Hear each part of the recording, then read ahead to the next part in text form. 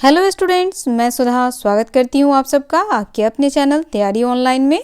आज हम डिस्कस करने जा रहे हैं 6 जनवरी 2021 का करेंट अफेयर और ये सभी करेंट अफेयर्स मोस्ट इम्पॉर्टेंट हैं, तो आप इस वीडियो को शुरू से अंत तक देखें और साथ ही सभी क्वेश्चंस के इम्पॉर्टेंट पॉइंट्स भी जानेंगे। तो चलिए स्टार्ट करते हैं। फर्स्ट क्वेश्चन हमारा है, मेड इन इंडिया गेम फौजी को कब लॉन्च किया जाएगा? तो मेड इन इंडिया गेम फौजी को लॉन्च किया जाएगा 26 जनवरी 2021 को लॉन्च किया जाएगा गणतंत्र दिवस के शुभ अवसर पर। फौजी का फुल फॉर्म है फियरलेस एंड यूनाइटेड गार्ड्स। चलिए इससे रिलेटेड इंपॉर्टेंट पॉइंट्स भी देख लें। तो यहाँ देखिए, फौजी को गणतंत्र दिवस पर लॉन्च किया जाएगा। बहुप्रतीक्षित मोबाइल वीडियो गेम फौजी 26 जनवरी 2021 को भारत के 71वें गणतंत्र दिवस पर लॉन्च होने के लिए तैयार है। फौजी एक थर्ड पर्सन शूटर गेम होगा जिसे पूर्वी लद्दाख में हाल के भारत चीन संघर्ष के आधार पर बनाया गया है। नेक्स्ट क्वेश्चन है, हाल ही में किस मलयालम कवि का निधन हो गया? तो देखिए, हाल ही में निधन हुआ है अनिल पांचुरन का। ये इमेज है अनिल पांचुरन का, इनका निधन हो गया है। चलिए इनसे रिलेटेड इंपॉर्टेंट पॉइंट्स देख लें। मलयालम कवि अनिल पांचुरन का निधन हो गया है। ये है अनिल पांचुरन। इनका निधन 3 जनवरी 2021 को हो गया दिल का दौरा पड़ने से। अनिल पांचुरन प्रसिद्ध मलयालम कवि होने के साथ साथ गीतकार भी थे। इनका निधन तिरुवनंतपुरम के एक निजी अस्पताल में हो गया था। कोविड-19 सकारात्मक यानी इन्हें कोविड पॉजिटिव भी पाया गया था। अनिल पांचुरन का कोल्लम जिले के एक अस्पताल में इलाज चल रहा था। नेक्स्ट क्वेश्चन है, विश्व ब्रेल दिवस कब मनाया गया है? तो विश्व ब्रेल दिवस मनाया गया है 4 जनवरी को। ब्रेल दिवस जो है वह मनाया जाता है लुई ब्रेल के जन्म दिवस के अवसर पर। चलिए इससे रिलेटेड इंपॉर्टेंट पॉइंट्स भी देखें। तो यहाँ देखिए, 4 जनवरी विश्व ब्रेल दिवस के रूप में मनाया जाता है। विश्व ब्रेल दिवस हर वर्ष 4 जनवरी को लुई ब्रेल की जयंती पर मनाया जाता है, जो ब्रेल भाषा के आविष्कारक थे। ब्रेल भाषा का आविष्कारक माना जाता है लुई ब्रेल को। लुई ब्रेल दृष्टिबाधित थे। लुई ब्रेल ने दृष्टिबाधितों के पढ़ने और लिखने के लिए ब्रेल नामक एक भाषा बनाई। संयुक्त राष्ट्र महासभा द्वारा अनुमोदित किए जाने के बाद 4 जनवरी 2019 को पहली बार विश्व ब्रेल दिवस मनाया गया। नेक्स्ट क्वेश्चन हमारा है, यूएस सरकार द्वारा किस प्रकार का छात्रवृत्ति अधिनियम पारित किया गया है? तो देखिए, यूएस सरकार के द्वारा मलाला यूसुफजई छात्रवृत्ति अधिनियम पारित किया गया है। चलिए इससे रिलेटेड इंपॉर्टेंट फैक्ट्स देखें। तो यहाँ देखिए, यूएस सरकार द्वारा मलाला यूसुफजई छात्रवृत्ति अधिनियम पारित किया गया। यह क्यों पारित किया गया है? तो अमेरिकी कांग्रेस ने पाकिस्तानी महिलाओं के लिए मलाला यूसुफजई छात्रवृत्ति अधिनियम पारित किया है। इस विधेयक को अमेरिकी राष्ट्रपति के द्वारा पारित करने के लिए व्हाइट हाउस भेज दिया गया है। चलिए अब मलाला यूसुफजई से रिलेटेड कुछ इंपॉर्टेंट पॉइंट्स भी जान लेते हैं। सबसे पहले तो हमें यह जान लेना चाहिए कि मलाला यूसुफजई को क्यों जाना जाता है। तो देखिए, मलाला यूसुफजई को बच्चों के अधिकारों की कार्यकर्ता के रूप में जाना जाता है। किस रूप में जाना जाता है? बच्चों के अधिकारों की कार्यकर्ता के रूप में।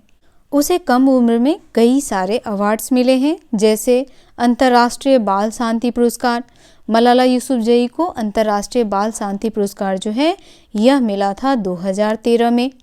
उसके बाद पाकिस्तान का राष्ट्रीय युवा शांति पुरस्कार यह दिया गया था 2011 में, और साथ ही नोबेल पुरस्कार संयुक्त रूप से दिया गया था। किसके साथ?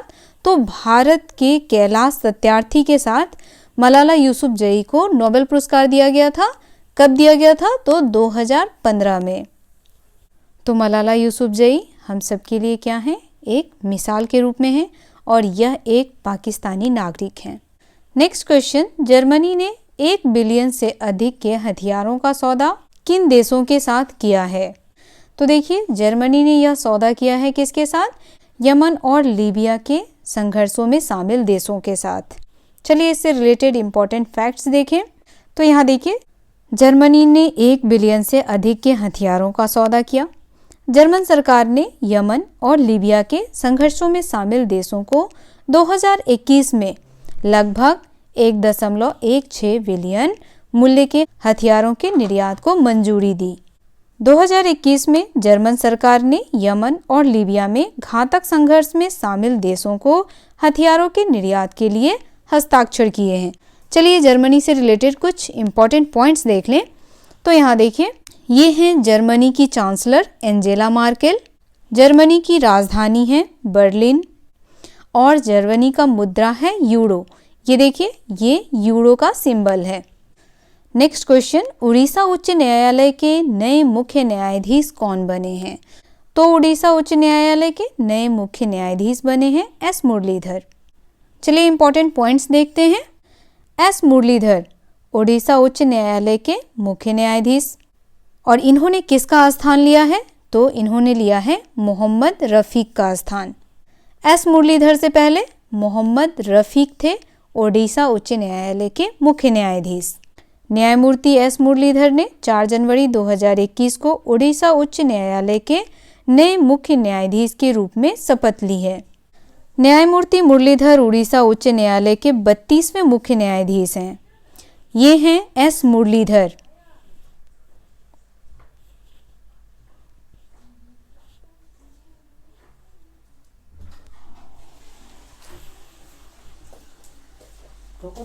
नेक्स्ट क्वेश्चन, बेंगलुरु हवाई अड्डे में ट्रेन सेवाएं कब से शुरू हुई हैं? तो बेंगलुरु हवाई अड्डे में ट्रेन सेवाएं शुरू हुई हैं 4 जनवरी से, 4 जनवरी 2021 से। तो चलिए देखते हैं इसके बारे में और। बेंगलुरु हवाई अड्डे में ट्रेन सेवाएं शुरू हुई हैं। और बेंगलुरु किसकी राजधानी है? तो बेंगलुरु जो है वह कर्नाटक की राजधानी है। बेंगलुरु शहर में कंपेगौड़ा अंतर्राष्ट्रीय हवाई अड्डे तक बहुप्रतीक्षित ट्रेन सेवाएं 4 जनवरी 2021 से शुरू हो गई हैं। पहली ट्रेन सुबह 4:45 में रवाना हुई और यह 5:50 में कहाँ पहुँच गई? एयरपोर्ट के पास नवनिर्मित हाल्ट स्टेशन पर। नेक्स्ट क्वेश्चन है, हाल ही में ऊनी राइनो की प्रजाति कहाँ मिली है? तो देखिए, हाल ही में ऊनी राइनो की प्रजाति जो है वह मिली है रूस में। इस प्रकार के दिखते हैं ऊनी राइनो। चलिए इससे रिलेटेड फैक्ट्स देखें। तो यहाँ देखिए, रूस में मिला हिम युग का एक ऊनी राइनो। ये है ऊनी राइनो। रूस के उत्तरी छोर के परमाफ्रोस्ट में अपने कई आंतरिक अंगों के साथ अच्छी तरह से संरक्षित हिम युग का एक ऊनी राइनो मिला। यहाँ देखिए, ये सब जो है अवसियक जिले में तिरेख्तियाख नदी के तट पर पाया गया है, जहां 2014 में एक और युवा ऊनी राइनो मिला था। तो ये है ऊनी राइनो जो मिला है रूस में। अब रूस से रिलेटेड कुछ इंपॉर्टेंट पॉइंट्स देख लेते हैं। तो रूस की राजधानी है मॉस्को। रूस के राष्ट्रपति हैं व्लादिमीर पुतिन और रूस के प्रधानमंत्री हैं दिमित्री मेदवेदेव। ये हैं रूस के प्रधानमंत्री। और रूस का मुद्रा है रूबल। रूबल क्या है? रूस का मुद्रा। नेक्स्ट हमारा है डीआरडीओ द्वारा किस प्रकार की खेती को बढ़ावा दिया गया है? तो डीआरडीओ द्वारा मशरूम की खेती को बढ़ावा दिया गया है। चलिए इसके बारे में जानते हैं। तो यहाँ देखिए, पूर्वोत्तर में मशरूम की खेती को बढ़ावा देगा कौन? डीआरडीओ। ये है मशरूम की खेती। यहाँ देखिए, मशरूम की खेती का पिक्चर दिया गया है। इस प्रकार मशरूम की खेती की जाती है और डीआरडीओ के द्वारा मशरूम की खेती को बढ़ावा दिया जा रहा है। डीआरडीओ रक्षा अनुसंधान और विकास संगठन के तहत रक्षा अनुसंधान प्रयोगशाला डीआरएल ने जनवरी 2021 में मशरूम की खेती और स्पर्म उत्पादन तकनीक पर 3 दिवसीय कौशल विकास कार्यक्रम का आयोजन किया है। अब देखिए किन किन राज्यों के प्रतिभागियों को प्रशिक्षित किया गया है।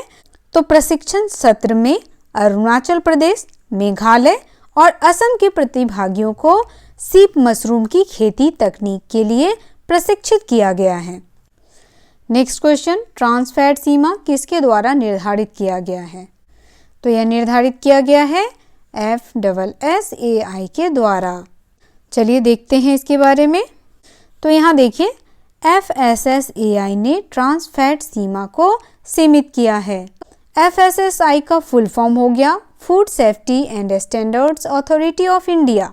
भारतीय खाद्य सुरक्षा और मानक प्राधिकरण ने खाद्य सुरक्षा और मानक विनियम में संशोधन के माध्यम से तेल और वसा में ट्रांस फैटी एसिड TFA की मात्रा को वर्तमान अनुमेय सीमा 5% से कम करके 2021 में 3% और 2022 में 2% तक सीमित कर दिया गया है।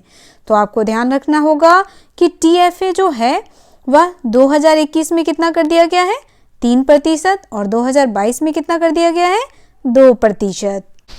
और साथ ही आपको FSSAI का फुल फॉर्म भी याद रखना होगा, food safety and standards authority of India. Next question है, राष्ट्रीय पुलिस K9 जनरल किसके द्वारा जारी किया गया है? तो यह जारी किया गया है अमित शाह के द्वारा। गृह मंत्री अमित शाह ने राष्ट्रीय पुलिस K9 जनरल जारी किया है। अब देखिए K9 क्या है। K9 एक डॉग है जिसे पुलिस के द्वारा प्रशिक्षित किया जाता है। यहाँ देखिए K जो है वह इस प्रकार से लिखा जाता है, CANINE, K9। यह एक पुलिस डॉग है जिसे पुलिस के द्वारा प्रशिक्षित किया जाता है। केंद्रीय गृह मंत्री अमित शाह ने 2 जनवरी 2021 को राष्ट्रीय पुलिस K9 जनरल का उद्घाटन किया। कब किया गया इसका उद्घाटन? तो 2 जनवरी 2021 को। पत्रिका में हिंदी और अंग्रेजी में अलग अलग खंड शामिल हैं। गृह मंत्रालय के पुलिस आधुनिकीकरण प्रभाग के तहत नवंबर 2019 में एक विशेष पुलिस K9 सेल की स्थापना की गई थी। 2019 में किसकी स्थापना की गई थी? तो पुलिस K9 सेल की स्थापना की गई थी, जिसमें देश में पुलिस सेवा K9 में मैनेस्टरिंग और ऑगमेंटेशन का आदेश दिया गया था। तो आज का ये करंट अफेयर्स यहीं समाप्त होता है। करंट अफेयर्स आपको कैसा लगा आप हमें कमेंट करके अवश्य सूचित करें।